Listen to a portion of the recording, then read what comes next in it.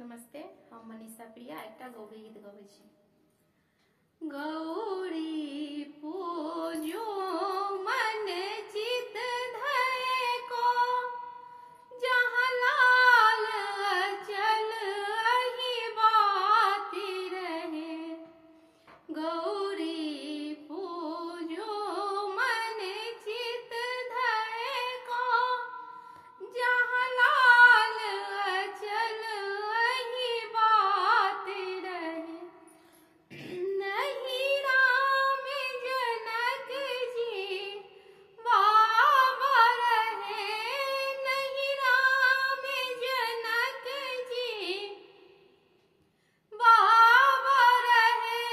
ससुरा में दशरथ ससुर रहे, ससुरा में दशरथ ससुर रहे।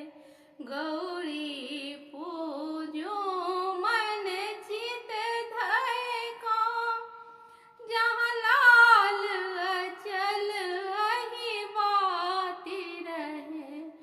नहीं राम सुनैना माई रहे, नहीं राम सुनैना माई रहे। ससुरा में कौशल्या सासु रहे, ससुरा में कौशल्या सासु रहे। गौरी पूजो मन चित धय को, जहाँ लाल अचल अहि बाती रहे। नहीं राम सहोदर भाई रहे, नहीं राम सहोदर भाई रहे।